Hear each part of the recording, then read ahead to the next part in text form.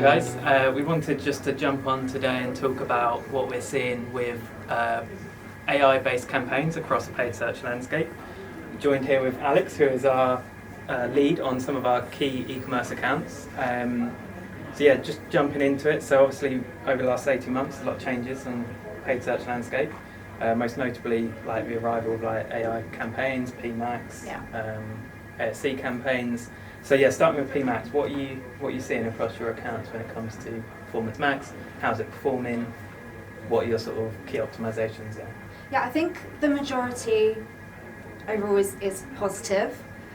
We've managed to scale a lot of accounts on PMax, seen really good results. Some matching what we were seeing from Smart Shopping from a ROAS perspective. Yeah. I think there's still an element where people think we just put the data in and let it run for itself, but I think there's still very much like a hands-on element to it, and we've seen it with sort of accounts we've audited. They've kind of been neglected. Creative is still super important, and I think even more now than ever, the feed itself is really important. Yeah, it's definitely a case of, okay, Google's removed like the levers we can pull from a targeting aspect, but very much about now it's making sure we're giving the algorithm the right stuff in the form of like the right feed and a well-optimized feed, conversion tracking, etc. Like making sure that's all creative. Yeah, for sure. And how are you seeing when it comes to like the way that Google is splitting that budget between shopping, search, display, YouTube? We see shopping dominate most of.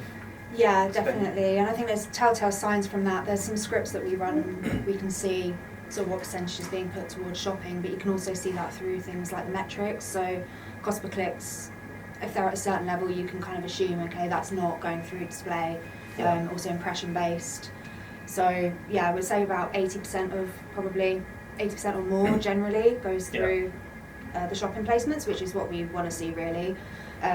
We do utilise sort of discovery on its own if we want to be pushing awareness, but we don't rely on Performance Max for that element, because we just have that limited sort of, we have no control over actually where Google decides to push it. So yeah, I think Performance Max definitely has its place if it's a smaller budget, smaller product catalogue, but yeah, when you start scaling you need to have a bit more of a granular structure, right? Yeah, for sure, and I think actually with some accounts that we take a look at, they're getting amazing results through Performance Max. We're talking huge ROASes, but actually that's down to the fact that they're not spending enough and a lot of it's getting allocated to brands. So to actually grow from a new customer perspective, you kind of have to sort of analyse that and take into account, okay, is this showing on search? Look at those percentages, because there's sort of, it can be a little bit smoke and mirrors as to is it actually driving new customers and like a worthwhile lifetime value. But no, I think there's limitations to it. So things like capping CPCs is definitely a really good channel for an e-commerce brand, probably less so for a lead gen brand. But yeah, seeing really strong results so far from it. Definitely. So, but yeah, that point about like PMax cannibalising your brand is, I think that's definitely one of the reasons why Google's moved in this direction, is so that they can almost take credit for those sales and mix it all up in PMax, and there's a bit of a black box, you can't really tell what's what, and then before you know it, your ROAS has gone through the roof. But like I say, it's because you're mixing in brand and it's a blended ROAS. So what are you seeing from like a structure aspect working best? How are you building out your PMax campaigns? it varies depending on the client's goal. We run structures like a high profit margin, bestsellers, like products that they want to be pushing, so like new collections are launching. We'll segment that separately and ensure that there's an additional budget, usually at a lower ROAS, so that Google is forced to push those products over those products that have been in the account, let's say 30 to however long. It knows those products, it will end up pushing those harder, and that is again a challenge with Performance Max. Is beforehand with shopping, we were able to sort of segment, set CPC limits, ROAS targets by category. We can't do that anymore, so the good old days. Yeah, that segmentation is really important by a campaign level. Yeah. So yeah, just whenever we launch new products, it's really pulling those out and giving them focus. But yeah, it really kind of depends on the client, the seasonality. If they're a very seasonal brand, it varies really. But. Okay. And so moving on to Meta, obviously ASC or Advantage shopping campaigns, a bit of a newer arrival. What are you seeing there? Are you seeing good performance from those? Obviously it's very much a black box still compared to female. Yeah, it's been turbulent, but I feel like that was also the case when Performance Max started, and Smart Shopping. Like it's in relative, right, it's been around for a while now, but still relatively new, and we're still, for some clients, they haven't used that before, and we're starting to roll it out. We've seen better results from it than we did see at the end of last year. But yeah, there's some key bits that are quite important, like having a really wide range of creative.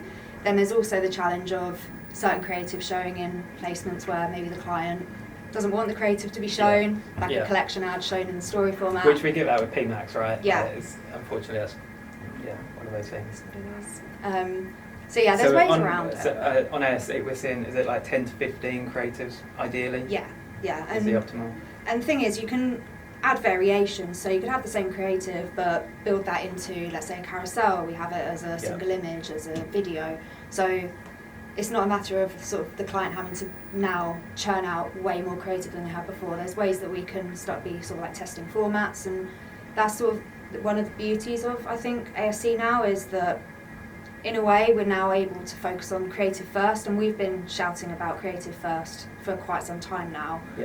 What the customer sees on the platform is way more important, in my opinion, than actually the targeting. Picking the right audience and the right placement. Yeah, and you can get yourself on the back foot a bit when you're saying, this is my persona, they are interested in this, and you could potentially just be blocking out this whole huge audience that could actually be your target customer. So that's a really positive element of it. So yeah. So then same question again, how do you structure an ASC campaign? Are you literally just running one in each account, or what's your go-to structure? Initially we've been rolling out one, but there is now sort of the way that we've been working is splitting sort of prospects and retargeting. By retargeting I mean not converted retargeting, so visited the website, added to cart, abandoned basket. So having sort of prospects and those within one campaign, and then also having a separate campaign for retention. So we can set a budget, we can also tailor the creative as well. So, I don't know, welcome back offers, whatever it is. You communicate with an existing customer very differently to what you would a prospect. So, yeah, a sort of 2 campaign by region structure at the moment is what we're sort of rolling out. But that could change. Of course, that's when you say one campaign, that's per region, isn't it? Yeah. And obviously you can upload audiences to ASC, can't you? But it doesn't quite work how you'd think it would work, right? So unlike Google, it's not a signal, it's actually saying, okay, this audience is this is the audience, and this is who we want you to target. So if you would say add your newsletter sign-ups to a campaign, and you set that to 100% target existing customers, then it would only target those customers.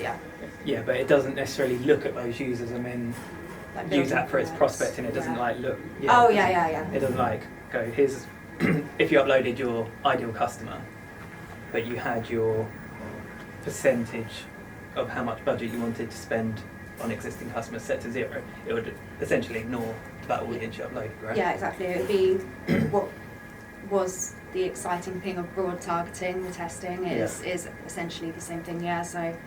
Whereas with PMax, you upload that existing customer audience, at least it is using it to figure out what your customer looks like, what they might be searching, and modelling it that way. Yeah.